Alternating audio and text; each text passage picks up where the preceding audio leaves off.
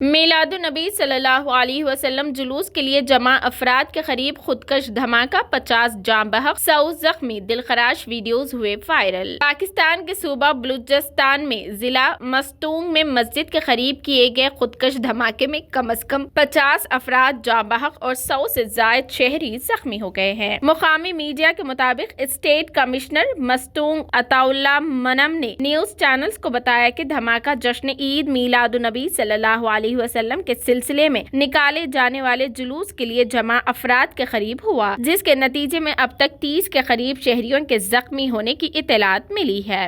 Assistant commissioner نے تصدیق کی کہ دھماکہ موقع پر موجود مستونگ کے ڈپٹی سپرنٹینڈنٹ آف پولیس نواز گشکوری کی گاڑی کے قریب ہوا۔ سٹی اسٹیشن ہاؤس آفیسر محمد جاوید لہڑری نے کہا کہ دھماکہ خودکش تھا اور بمبار نے خود کو ڈی ایس پی نواز گشکوری کی گاڑی کے قریب دھماکے سے اڑا لیا۔ جاوید لہٹری نے بتایا کہ خودکش حملہ آور نے خود کو D S P city Ali Nawaz Gishkori کی گاڑی سے ٹکرایا، جس کے بعد دھماکہ ہوا۔ اسی دوران نگران وزیر اطلاعات بلوچستان جان اوجگزئی نے کہا کہ مستونگ دھماکے میں تاحال 10 افراد جاں بحق اور 40 زخمی ہوئے ہیں۔ جیو نیوز کے مطابق نگران وزیر اطلاعات نے مستونگ دھماکے میں ہلاکتوں میں اضافے کا خدشہ بھی ظاہر کیا تھا۔ ان کا کہنا ہے کہ شدید زخمیوں کو کوئٹہ منتقل کیا جا رہا ہے۔ کوئٹہ کے ہاسپٹلز میں ایمرجنسی نافذ کر دی گئی ہے اور اب تک مرنے والوں کی تعداد 50 ہو چکی ہے اور زخمیوں کی تعداد 100 سے زائد ہو چکی ہے۔ یہ دلخراش ویڈیو سوشل میڈیا کے ہر پلیٹ فارم پر وائرل ہو رہا ہے۔